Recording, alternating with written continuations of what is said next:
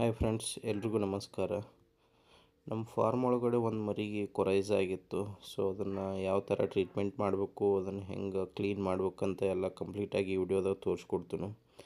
So ಅದಕ್ಕಿಂತ ಮೊದಲು ನೀವು ಏನು ಮಾಡ್ಬೇಕಂದ್ರೆ, ಈ ಥರ ನಿಮ್ಮಲ್ಲೇ ಯಾರಿಗಾದರೂ ಫಾರ್ಮ್ ಒಳಗಡೆ ಮರಿಗಳಿಗಾಗಲಿ ಕೋಳಿಗಳಿಗಾಗಿ ಕೊರೈಸ ಬಂದರೆ ಫಸ್ಟ್ ಅದನ್ನು ಕ್ವಾರಂಟೈನ್ ಮಾಡಿರಿ. ಅಂದರೆ ಇರೋ ಕೋಳಿಗಳಿಂದ ದೂರ ಮಾಡಿ ಬೇರೆ ಇದರೊಳಗೆ ಓದಿಡ್ರಿ.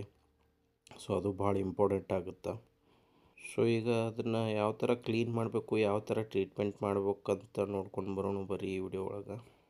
ಲಾಸ್ಟ್ ಟೈಮ್ ನಾ ಇದ್ರ ಮೇಲೆ ಒಂದು ವಿಡಿಯೋ ಹಾಕಿದ್ದೆ, ನಿಮಗೆ ನೆನಪಿರ್ಬೋದು. ಸೊ ಬಟ್ ಆ ವಿಡಿಯೋ ಒಳಗೆ ಯಾವ ಥರ ಐಡೆಂಟಿಫೈ ಮಾಡ್ಬೋದು, ಆಮೇಲೆ ಏನು ಮೆಡಿಸಿನ್ ಕೊಡ್ಬೇಕಂತ ಅಷ್ಟೇ ಹಾಕಿದ್ದೆ. ಸೊ ರಿಯಲ್ ಟೈಮ್ ಎಕ್ಸಾಂಪಲ್ ಇರಲಿಲ್ಲ ಆವಾಗ. ಸೊ ಈ ವಿಡಿಯೋ ಒಳಗೆ ಅದನ್ನು ನಾನು ಲೈವ್ ಆಗಿ ತೋರಿಸ್ತೀನಿ ನಿಮಗೆ, ಕ್ಲೀನ್ ಮಾಡೋದು ಆಮೇಲೆ ಅದರದ್ದು ಟ್ರೀಟ್ಮೆಂಟ್ ಎಲ್ಲ. ಸೊ ಫಸ್ಟ್ ನೀವು ಅದ್ರ ಕಣ್ಣಾಗ ಬಂದಿರೋದು ಫಸ್ಟ್ ಎಲ್ಲ ಕ್ಲೀನ್ ಮಾಡಬೇಕು. ಸ್ವಲ್ಪ ಸೈಡ್ ಎಲ್ಲ ಪ್ರೆಸ್ ಮಾಡಿ ಸ್ಲೋ ಆಗಿ ಅದನ್ನು ಕ್ಲೀನ್ ಮಾಡಬೇಕು. ನಾವು ಕನ್ನಡ ಒಳಗಡೆ ಕ್ಯೂ ಅಂತೀವಿ ಅದಕ್ಕೆ. ಸೊ ಅದೆಲ್ಲ ಪೂರ್ತಿ ಹೋಗುವವರೆಗೆ ನೀವು ಕ್ಲೀನ್ ಮಾಡಬೇಕು. ಕಣ್ಣು ಸುತ್ತೂರು ಎಲ್ಲ ಕಡೆ ನೀವು ಸ್ವಲ್ಪ ಪ್ರೆಸ್ ಮಾಡಿ ರಬ್ ಮಾಡಿರಿ ಅಂದ್ರೆ ತಾನಾಗೆ ಹೊರಗಡೆ ಬರ್ತೈತಿ.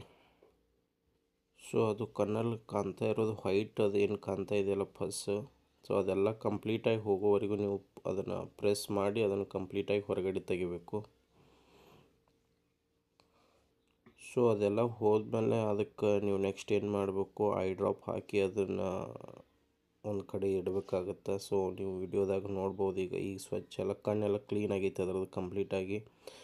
ನಾವು ಈಗ ಅದಕ್ಕೆ ಒಂದು ಐ ಡ್ರಾಪ್ ಹಾಕ್ತೀವಿ. ಸಿಪ್ಲಾ ಕಂಪ್ನಿದು, ನಾನು ಲಾಸ್ಟ್ ಟೈಮು ತೋರಿಸಿದ್ದೆ ನಿಮಗೆ ಇದೇ ಕಂಪ್ನಿದು.